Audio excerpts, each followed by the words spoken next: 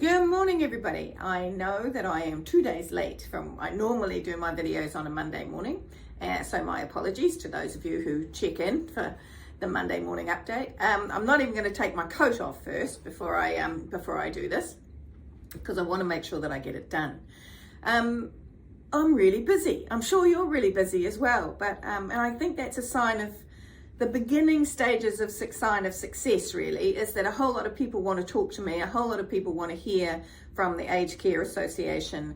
The topic is alive and being spoken about all over the place. So I think that's progress. Can't rest on one's laurels. There still needs to be action taken, but being talked about is a good thing.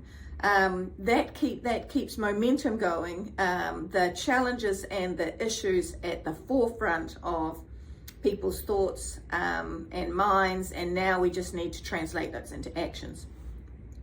So that's part of the reason why I'm doing this on a Wednesday, not a Monday, is just the days are stacked full of stuff at the moment.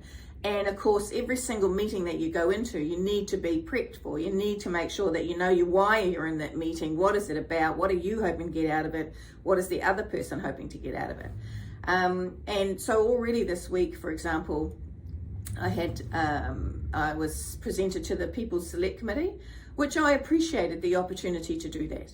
And I think I appreciated the opportunity to do it because one of the things I didn't say there was that when I first came into Parliament, that was in 2011, one of the first delegations that I was asked to interact with as a parliamentarian was a delegation of politicians from the United Kingdom.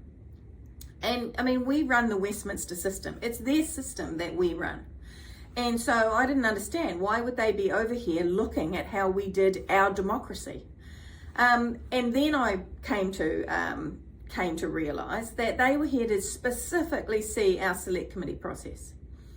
We take things for granted here because we're unaware that other people don't have the freedoms or the access that we do to influence our democracy, even after voting, right? So most people get to vote and that's it.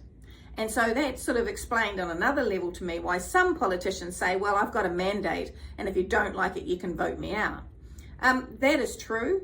That's arrogant, but it's true. However, under our democracy and under the select committee process, citizens, any citizen, is able to input their view, their opinion, how the piece of legislation might affect their personal lives, how it might affect their community. So they bring that real life knowledge to legislation because politicians' norms may not be the norm of them or their community.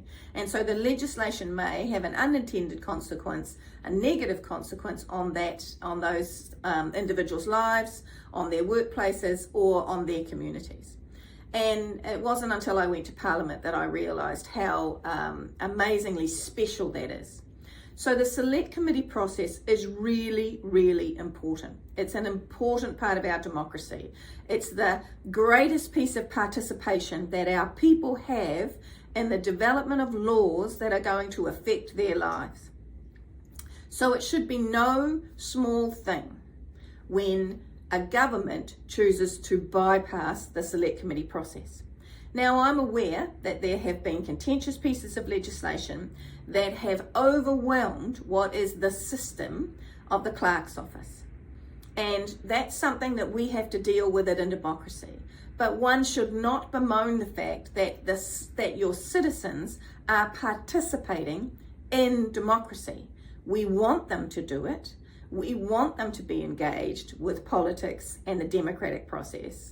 So when they do it in large numbers because a government has decided to put in what they know is a contentious piece of legislation, then we shouldn't moan about it. We should just make sure that the system is resourced enough to be able to manage it.